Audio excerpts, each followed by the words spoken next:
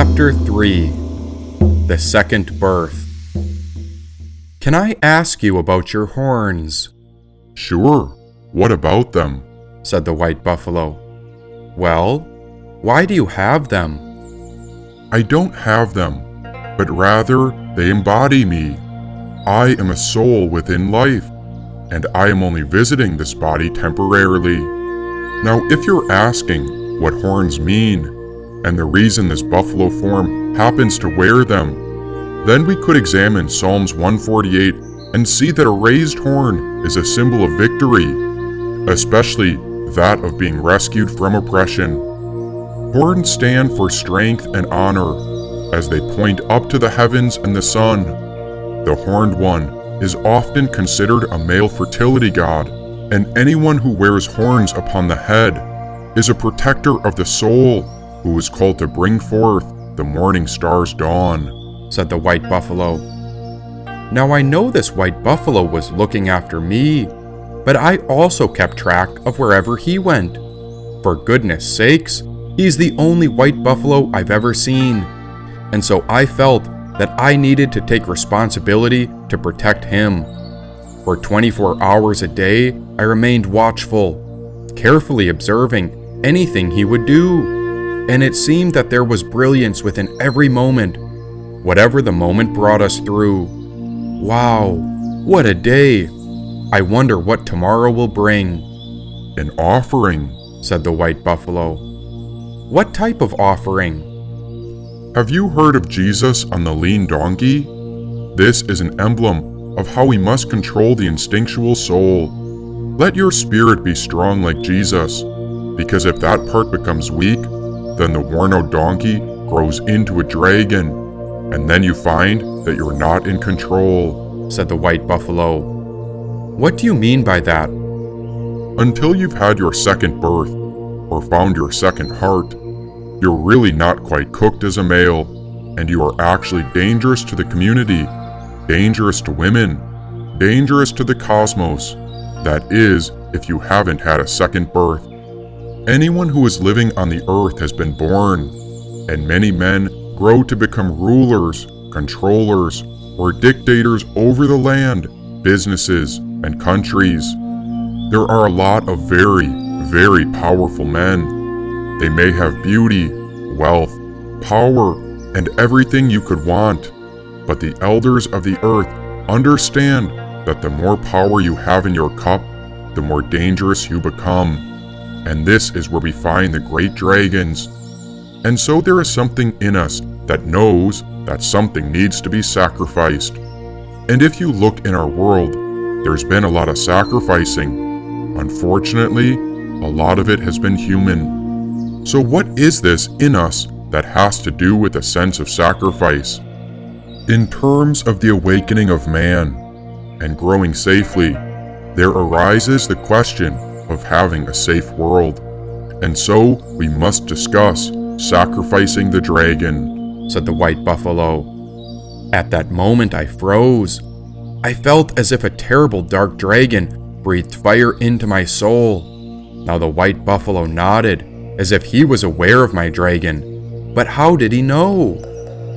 And what would one do if they found out they had a dark dragon of their own? We've got to cage them, said the white buffalo. You sure we can't kill them? You can try to kill the ego, but the ego will always come back. And if you try to slay the dragon, then next time it'll appear with 2 heads that are ready to attack. Kill it again, and it'll come back with 3. What you've got to do is find a way to cage it, then you're home free, said the white buffalo. But then something has to be sacrificed. If I am going on a journey, then part of me is changing, the same way lead turns to gold. Surely there is a sacrifice in the heat until only there is gold remaining. One legend says that the world came into being when a great monster was sacrificed. A lot of the male-dominated cultures thought that the thing that needed to be sacrificed was female. Typical male idea. Now consider this. Through the atonement of Jesus' sacrifice, who bled out and took on the pains of the world, Well, it was valid and honorable when done by a man. But when a woman does this, or is burned at the stake, and takes on the suffering of the world, our world calls her dramatic. Often this whole idea of sacrifice is related to the idea of grandiosity as you power up. But so often, the real truth is lost in the cultural norms and those who hold control and power. That's why we can't let poetry conform. As you access the great energies that are in yourself, deep within yourself, a lot of that gold and shine will start coming up, and not a lot of people like that. A lot of people would say a mystic is a man, but a mystic is within, and so why not call it her? If you're a man, we should honor her. And if you're a woman, well, I won't tell a woman what to do because I'm not absurd. And when we speak of spirituality, we have to take it another step. You can contact your great energies, but soon there will be a problem if you don't take the next spiritual step. The Tower of Babel begins to rise when one gets real fascinated with one's own tower. So when you're self-involved, it becomes compulsive. If you don't have any power, you appear very flat and gray. But the more power and great energy you conjure, well, it can become a problem, said the white buffalo. You said something about being compulsive. Why does that compulsive behavior increase? Because no elder has taught us about real sacrifice and about who or what needs to be offered. We must offer it up to something higher. Now, the history of the world has been really great at sacrificing the low, the poor, and the feminine, hoping that our bad problems will get better. But one way to understand what's going on is that there is a large sense of denial, a bunch of hungry dragons that are looking to be fed, and they become more and more addictive and compulsive. The point is that this spiritual birth, our second birth, or awakening, which is the birth of the second heart, is about the necessity to awaken to something larger than one's egoic self, and to be able to learn how to make offerings. There is a necessity to make offerings in order that we have a united world and that people remain with their humanity, said the white buffalo. How should we make offerings to help people remain with the greater humanity? There's the story of the faraway mosque. It's the place that Solomon made to worship in and was called the Far Mosque. It is not made of earth and water and stone, but of intention and wisdom and mystical conversation and compassionate action. Every part of its intelligence is responsive to every other part. The carpet bows to the broom. The door knocker and the door swing together like musicians. This heart sanctuary does exist, but it cannot be described, so why try? Solomon goes there every morning and gives guidance with words, with musical harmonies, dance, and actions, which are the deepest teachings. A king is just a conceit until he does something with generosity. Now sometimes it's not just kings, but there is a longing for sacrifice, and so a group of men might make a priesthood and find a way to franchise the sacred. Throughout history, it was the priests who were in charge of the sacrifice, and pretty soon, those who oversaw the sacrifice used their role to groom social power and prestige, and to create systems so powerful that it stratified the society in such a way they couldn't be touched by the government. Just think about how the priesthood operates. The intuition knows that we have a need for guidance, but our world has turned into the McDonald's of spirituality and franchised it. Before long, its being is used not to help you deal with grandiosity, but to cultivate idealization of the priestly caste and donations. The whole idea is that they cultivate fantasies because of power. And no wonder we've had such a hard time, because our spiritual insights actually come from within. We all know something has to be sacrificed if we're going to be okay. But someone took over the priestly role for us. and so we've turned it over to them, and they tell us how it is.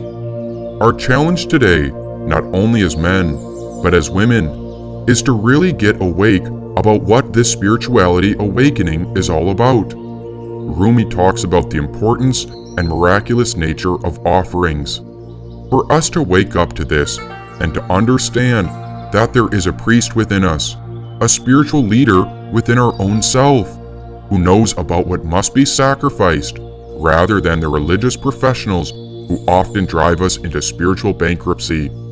We need to awaken to the tragedy of what's happened to our world, that we've been divided and separated into territories and religions. Every man used to know he was a ritual elder, carrying something of great importance for the world. Every person in every group has responsibility for some part of the line of song that contributes to the music of our world.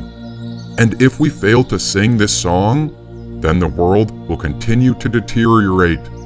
In the West, we've gotten the idea that ritual leadership is only for priests or preachers, and we have to follow only them. The professional model of spiritual leadership reigns supreme, yet they're often the most spiritually tone-deaf organization on the earth. They have tremendous investments in developing the profession of ministry, and if you go into a church with a professional minister, they feel it's their job to set up tables, to fix the roof when it leaks, and adjust the deck chairs on the Titanic, as I like to say. The point is that every man and woman of every age is called for their own awakening, or a second birth, which is the discovery of the second heart, and this is an entry into your ritual leadership that is necessary.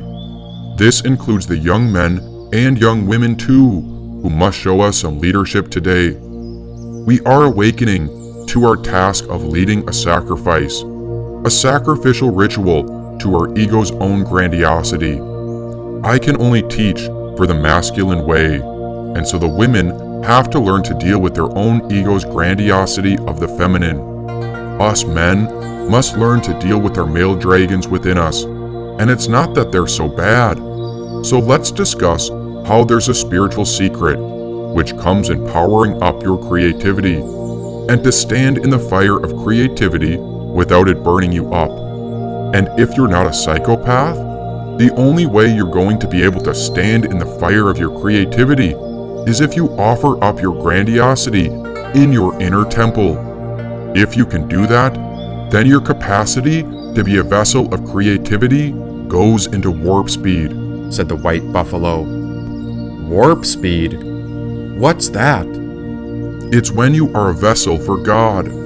This is not about masochism, and a lot of people think that if you make a sacrifice, it's a formula for masochism. This is true when you put other people on the throne or altar and make them into gods. Masochism is a social relationship when you turn someone into God and then you sacrifice yourself to them. You could be acting something out very profound and true, but it's not the right person to be offering it to. And if you offer it to a human being, or an institution, or the church, synagogue, or ashram, because you have idealized it and given away your gold, or the God energy in your heart, and make your sacrifice to a thing outside of you, it's spiritual masochism. I'm just pointing out a challenge that we face. I came out of a Christian tribe, and there are a lot of Christians that have gotten the idea that Jesus paid it all and that there's no offering needed by any of us. That's not the only way to interpret Jesus' story, and so the common person doesn't think that they need to offer anything to the power of Christ living in your own heart. But there's a lot of gold within you. It's an energy in the psyche. Now what is this energy about? And what is it for? And what can you do with it for our world? That's when you realize it's not an evil thing, but rather the grandiosity of your soul can be an offering, and it's the bread of the world. The key is, what do you do with this precious energy of your soul and life? This is the gold of the heart. And when you find this, you found the second heart. The first heart is a muscle that keeps you alive. The second heart is when your spiritual nature comes alive. Now, without someone to help you understand, if you don't have a faithful leader within, you can become a cannibal king, said the white buffalo. A cannibal king? What's that? Think of how a bad king would dominate his people. He might even build a giant temple, and he'd have so much power to control the priests and the people. But the true king pours out his lifeblood so that all the world may drink. That was Jesus. The true king makes an offering of himself or herself. The offering of oneself becomes the entrance into the inner kingdom, that temple within you. And no preacher, teacher, guru, or rabbi can create this for you. We are on a path of building the inner temple, and it's not a temple that can ever be violated, said the white buffalo. But how can my tiny temple compare to that of the great temples upon the earth? Have you ever heard the parable of the widow's mite? It tells about how the rich were putting their gifts into the treasury, and then there was a certain poor widow putting in 2 mites. Truly I say to you that this poor widow has put in more than all. For all of these rich men, out of their abundance, have put in offerings for God, but she, out of her poverty, put in all the livelihood that she had. The moral is that the little things can do miraculous things. If you can make this journey into the inner temple and build your temple and offer it so that there might be a good world for all, not only can there be a good world, but there can be a pure and great world, said the white buffalo. Can you be more specific about the offering of grandiosity done in an individual basis? Say you have a gift. You get to choose whether this gift is for you and will feed you, or whether you will offer it so that not only you will eat, but that a lot of people will eat from your gift, said the white buffalo. So that makes it a little complicated, because if I have the gift of poetry or storytelling, then actually, you're saying I should share it with everyone, which could include inflating my own ego's grandiosity. This isn't such a simple issue. It might increase your grandiosity, but let us reflect on where your decisions will be spiritually made. Because if you decide not to offer it to something bigger than your ego, you'll be more addicted and more depressed, and before long, you won't be able to work. There are a lot of people who hide because of this issue. They get caught and trapped. But to the point in which the grandiosity elevates to a certain point, it gets difficult to regulate. In other words, you don't have the choice to optimize your grandiosity without paying the price. When that starts growing to a certain point, some people shut down in order not to be psychotic, said the white buffalo. So when I think about my own power, trying to develop it and invest in it, I can't be destructive about it, and I can't pretend I don't have the gifts either. So what if I don't think of it as grandiosity, but rather a certain power? Then I must decide, whose power is it, and what does it want to do with me? So this is the offering. What I'm offering is myself as a vessel, or a chalice, or an alchemical crucible, so that I can work with this energy and manifest it to do something good for all. I do my part of the job, and it does its part of the job. And the grandiosity isn't about ownership, so I'm for it, but it isn't necessarily for me. And the more you give it up, the more it comes back. And about the creativity, you can't quite master it, otherwise you lose it. You have to dance with it. I'm simply challenging your own reflections in your life to help you see that you have to do something with this energy, but the psyche is shaky. Of course the soul is grandiose, but the shadow is sneaky. For instance, the lions, tigers, and dragons within us are always there, but they can be turned or tamed into spiritual guides. They're not flat out bad, but we have to get spiritually aware enough to climb upon their back and go for a ride. Think of Noah and the ark. He was a village fool who took on such a huge and foolish project, but because he did it for the benefit of all, it worked. Can you imagine wrestling with that inner dragon of doubt and disbelief? Said the white buffalo. So how do I know when I'm on the right track? Your creativity increases, and when you share, you start shining. It's all right for us to want to be seen. We all want to be heard. It's very human to want to be seen, and we need to stop feeling worthless because we want to have an impact. We all want to be seen for the good we bring to the world. But if we can't sacrifice our ego, then we start sacrificing the weak among us. This is a kind of cannibal king. This is what led to the Holocaust of human history. It's what happens when rebels or a dictator starts bombing and attacking their neighbors, said the white buffalo. Then whenever I can offer myself to my own spirit, I must take the opportunity. But what if I slip? What happens then? What must I do? Chance is the first step you take. Luck is what comes afterwards, said the white buffalo. And what if my spirit begins to wither and die? What if the dragon devours me whole? Oh, what will happen if I'm not enough? Oh, what will happen to my poor soul? Don't turn to look at every begging doubt that beckons. You belong with me. Don't sell yourself at such a low price. You are priceless, don't you see? Part the waters with your staff. You are today's Moses. Tear through the cloak of fog. You are the light, the same light as Muhammad. Shatter the mirrors of the Virtus. You are the dazzling Joseph. Blow the breath of life, like Christ, for you too are of the same air. Break away from the unscrupulous. Don't fall for the deceit of ghouls. You are of noble origin. You are from the highest light of our soul. By spirit, you are deathless, imperishable, and magnificent from within. You belong to the glorious. You are of divine radiance. What have you seen of your own beauty? Are you still veiled? One dawns like the sun. You will arise from within. It's a shame that you are shrouded this way, like the moon under a cloud. Tear through the cloud of the body and mind. You are the moon, so beautiful. No mine has found a jewel like you. This world has no life like you, for this is the world of decay, and you are on the path of the life-giving way.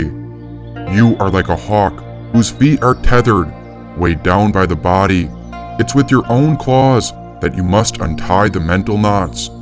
How joyous is pure gold when it enters the fire, for it is within the flames that gold shows its essence and its skills. So don't flee from the flames. What could happen if you step into the fire, if only to test it out? Might you be shocked at last when you see what the power of transformation is all about? It will not burn you, I swear. Your face will glow like gold, for you are born of alchemy, and ancient wisdom is ours. Rise up, out of the soil. You are a lofty tree. Fly up to the mountain's peak. You are a royal bird who looks in every direction to see. You are sugar, so spread sweetness. Your life is the grand music of joy, so play the reed, write your poems and fables, and spread your storytelling seeds, said the white buffalo.